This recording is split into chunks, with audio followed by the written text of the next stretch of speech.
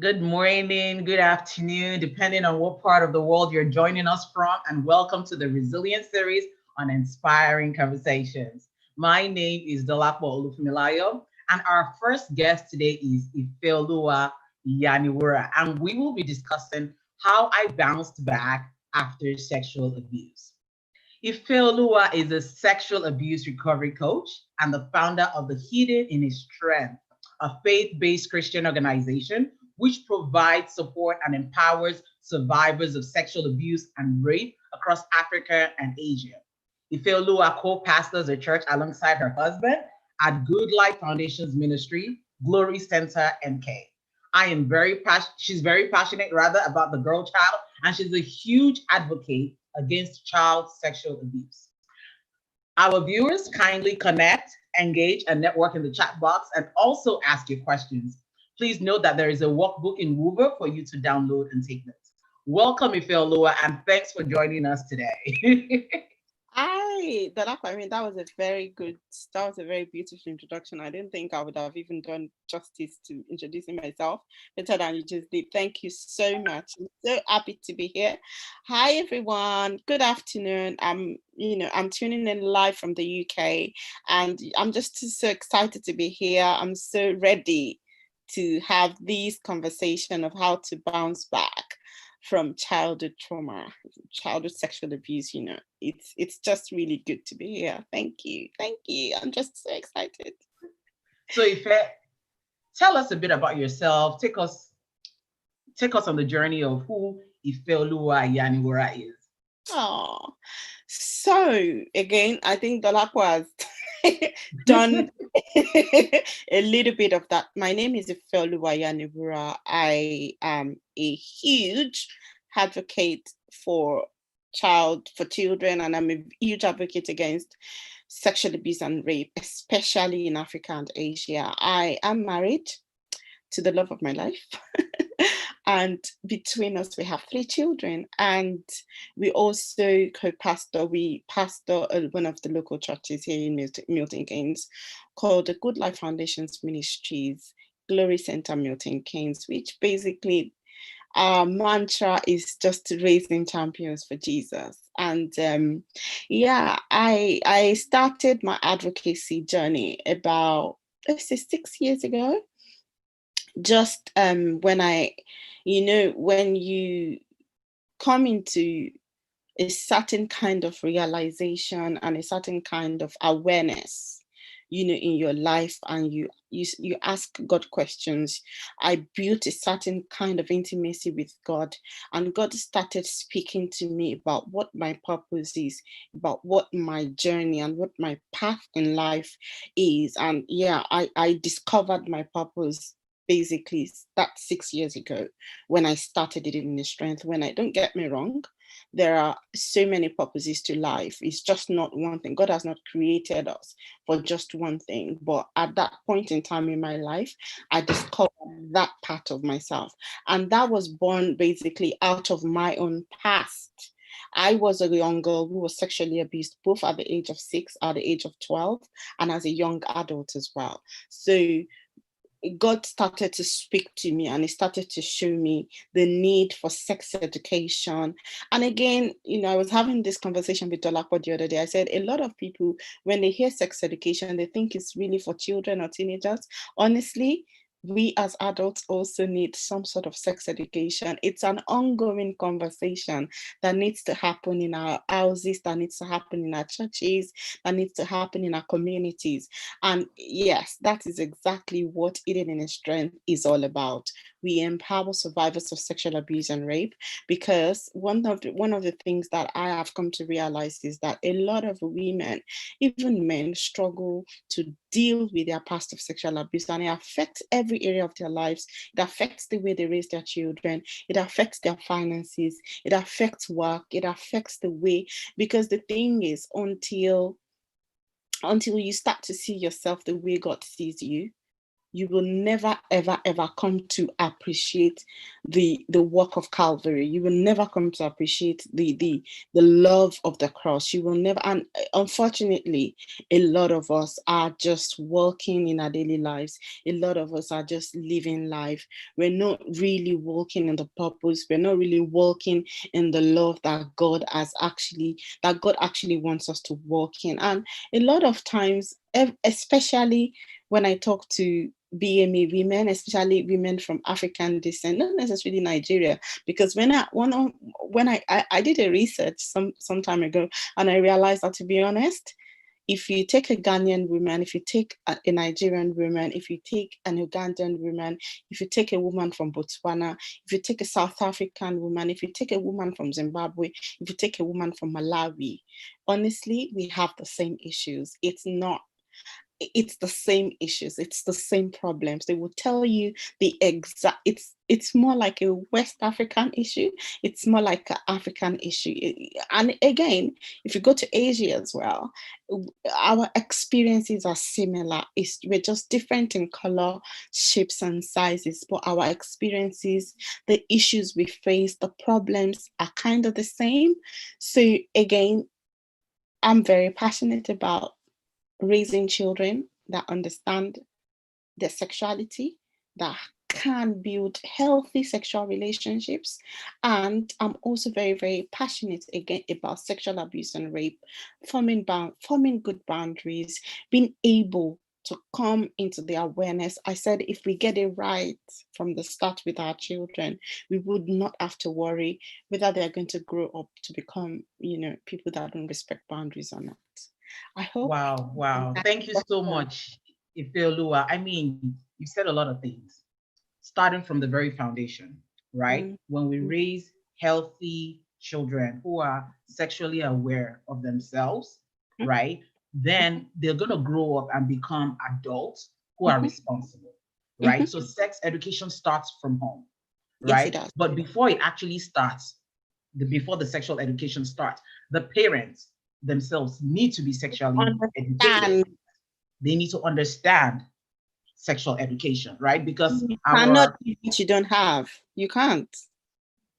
so obviously some of us, our sexual education or our view of sexual education has come from our own experiences, the society, but actually getting and understanding what sexual education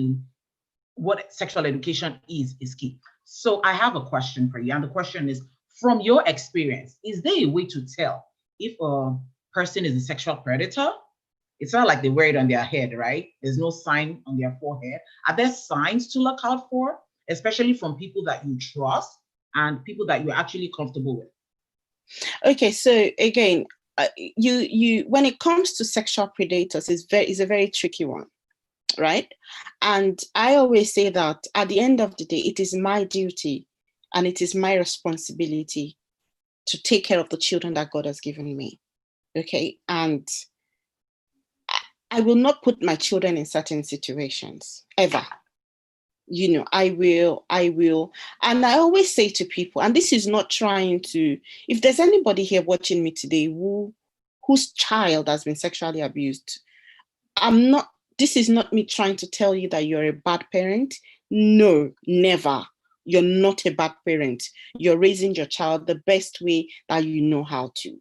And I'm not saying that you can 100% protect your child from Mm. sexual predators. Honestly, you can't. Okay. However, you can reduce the chance by 90%. Does that make sense? So you can recognize, the thing is, when it comes to predators are very, very sneaky, and they are very, very, very, very they're very, very it's a very tricky one. People who are addicted to porn are more likely to be sexual predators. Mm. So if I have a family member who I know is struggling with porn, I will not leave my child in their care. Does that make sense? Yeah. If any point my child has indicated that somebody in their care, the truth is, Sometimes children will tell, sometimes they won't. You never know. And that is why I said we have to build a level of confidence in our children for them to be able to come and tell us certain things. If a child comes to you and says that so and so person has said something, or that is why we need to pay attention to the things that our children are saying, not just to put it down to, oh, it's child talk. Because the tendency is for us to quickly put, especially if it is somebody that we don't, maybe a Sunday school teacher, or maybe somebody that you hold in high esteem. Don't ever hold anybody so much in high esteem over what your child is telling you. You're better safe than sorry. Even if you investigate later and you realize that it is not, maybe it's just a misunderstanding, but you're better off acting on it than not acting on it. The future of your child is dependent on whether you act on that little sneaky thing or not. Wow. So unfortunately, when it comes to sexual predators, because think about it, I always say that most children are more likely to be abused by somebody they know than somebody they don't know. When a child is abused by somebody that they don't know, it is always the issue of maybe the child was kidnapped in a park, and it is something that happens. It happens to 1 in 50 children. There are things that you watch on TV, like crime scenes, where a child is snatched on their way to school, or a child is snatched in a park, and they were just kidnapped by a pedophile, right? However, a lot of children have been sexually abused, and they are not abused by people, by a stranger in a park, they are actually abused by people that they know, that people that were looking after them, that people like their uncles, their teachers, the pastor in the church, is somebody that they actually know, a friend of the family. So one of the signs to understand if your child is sexual predator is if your child starts acting. Most children initially would act funny around somebody who is touching them inappropriately, around somebody who is doing things that they don't like to them. So if your child is not comfortable around somebody, please investigate it. Thank you so much for that. Thank you so much for that, Ifeoluwa. Viewers, please engage, connect, network, ask your questions using the chat box. So I have a question for you, Ife. You mentioned that you were sexually abused at the age of 6, 12, and as a young adult. My next question I have a couple of questions. The first one is, did you confide in someone at those different stages of your life at the age of 6, 12, and when you were an adult or young adult? How did the trauma affect you as a child at 6, as an almost teenager at 12, right? And as a young adult? Did you ever blame yourself? Yes, I did.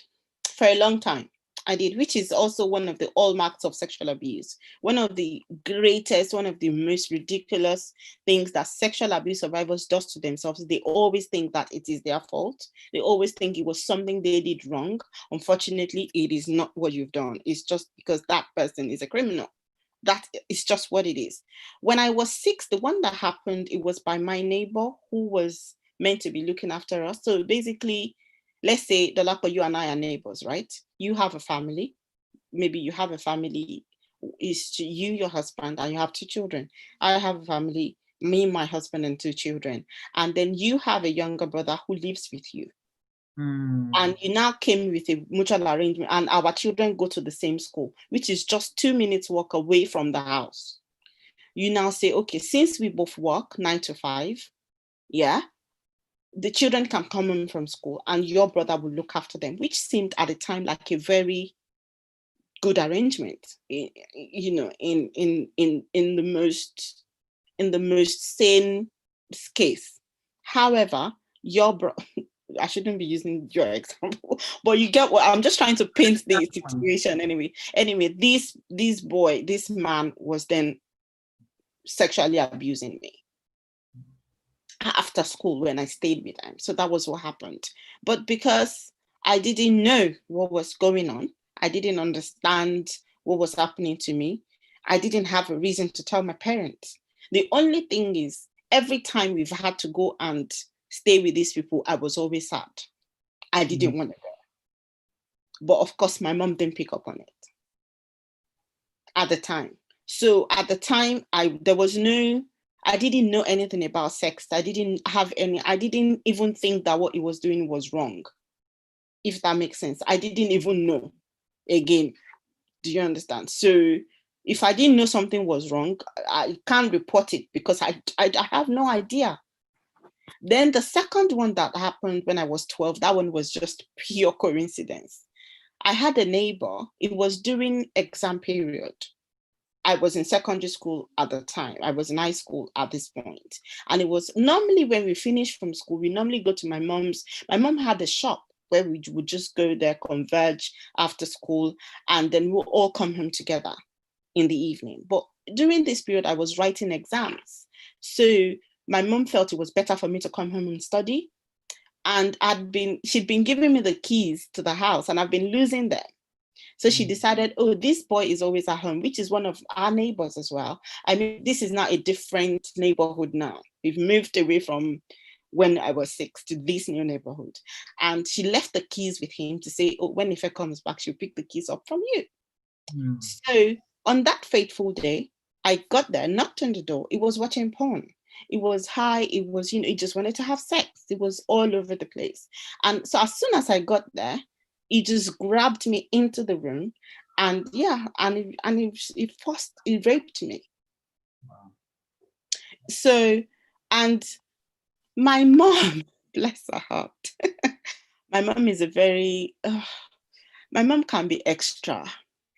Do you understand? My mom can be that woman, she fights like a man. I mean, my dad is very, very gentle, very laid back. So my mom always feels the need to fight all of the battles. Do you understand? So my mom is so the reason why I didn't tell my mom at the time was because I knew that telling my mom, the whole neighborhood would know that I've been raped, number one. Number two, my mom would probably commit a crime. Number three, I just didn't feel like it was necessary. The aftermath of that situation was good for my mental health. So I decided not to say anything to anyone about it. So I just moved on with my life. But I think at that point, something broke in me, if that makes sense. I mean, at that as young as I was, something was done. Something was snatched, because I changed from that second incident. My life changed.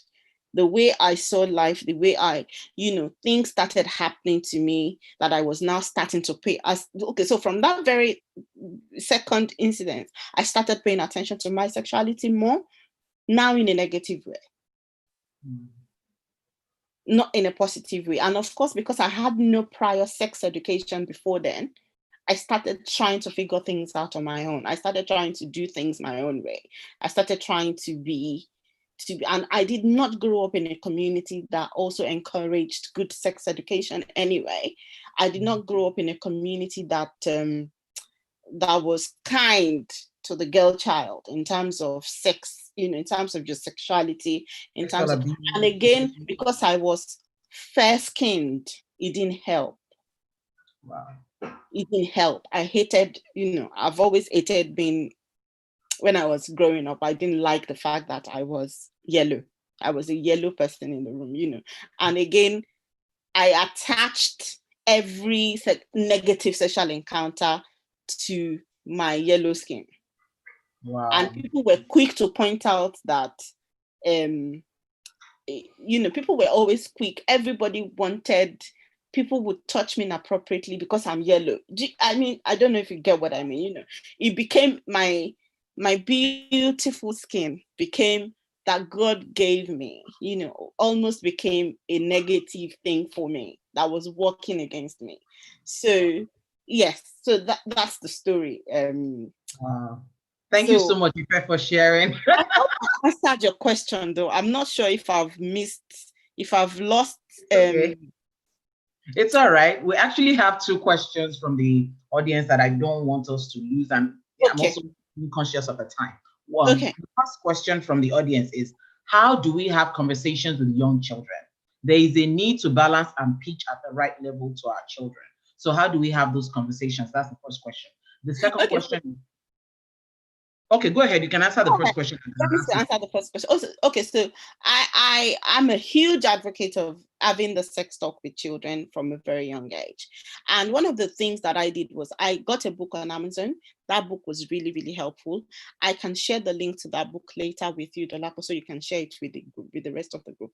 That book was the book that helped me to start my own conversation with my own daughter. And I also made sure that I identified my daughter's private areas to her, places that strangers cannot touch, places that she is also not allowed to touch other people on. So anywhere that's covered with clothes, you should not be touching it. And if somebody is touching you in a way that makes you feel uncomfortable, let me know. If anybody tells you that let's keep something a secret, if you hear secret in any conversation, it means mommy and daddy needs to know.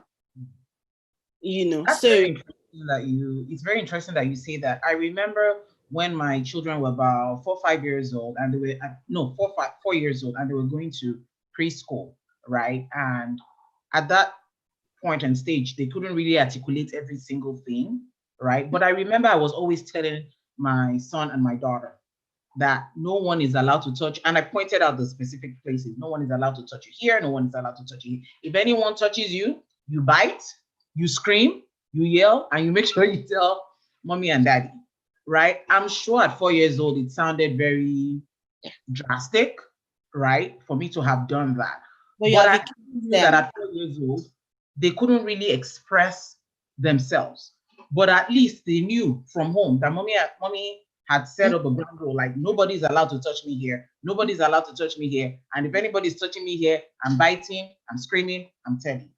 So it's important what you said, that anywhere that's covered up, not only are people not allowed to touch them, right? They are not also allowed to touch. They're not allowed to touch other people in that area.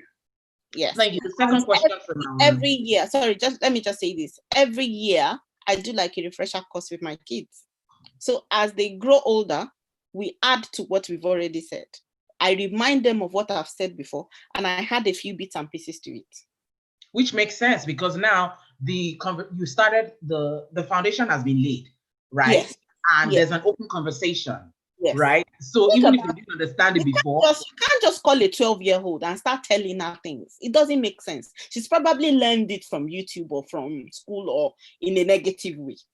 So now what my daughter does, if she hears something or she watches something and she's like, no, this was not what mommy told me, she comes to ask.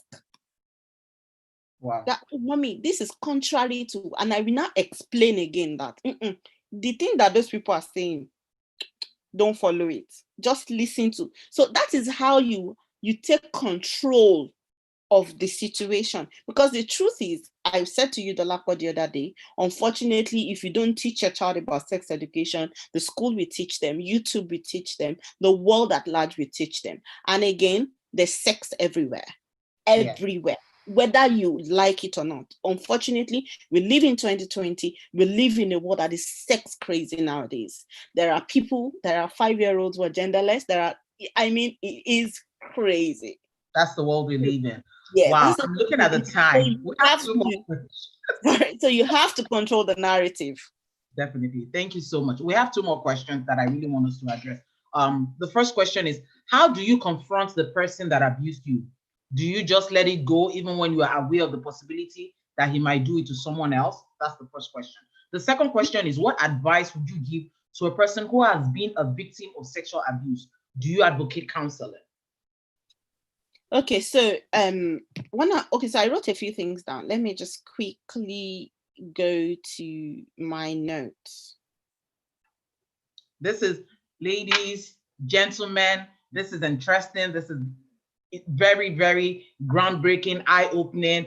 Please connect, engage, network in the chat box, all right?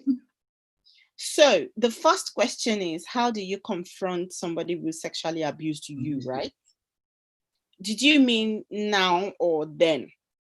Are you Well, the asking me person if did I not confronted specify, them? Or are you but saying if somebody sexually abuse anybody now, how did they confront them? I mean, we can do both scenarios in the sense that, Okay, I so mean, at the time, of course, again, at the time, I didn't confront them. Until today, I never did. And the reason why now it's too late to confront them, because now I'm in a better place. I don't need to confront them. God will deal with them himself. It doesn't bother me anymore. I've forgiven them. Does that make sense? yeah, But now, if anybody reports to me that they have been sexually abused, if a teenager or one of the girls in my care, or if a girl in my church walks up to me and say, Auntie, there's something I need to speak to you about. Somebody, so and so person said this and this and that to me, I'd call the police. I'd get the authorities involved. I would not let it slide. I would not sweep it under the rug. I would not let it slide, because I think, again, the reason why this situation has become such a menace in our society is because we don't deal with them headlong, So I know that we're running short of time, but for me personally, let me answer the second question quickly. I will get the police involved, and I will also ask what does she want. I'll take her to the hospital. If it's something that is like a full-blown sexual assault and she needs to be checked out, because we don't know if she's at risk of STDs and everything. Of course, again, I'm not going to take control of the situation. I have to ask her what she wants to do, and I have to respect her wishes. So yeah. even if she doesn't want to get the police involved, if she doesn't want to go to the hospital, I have to respect that.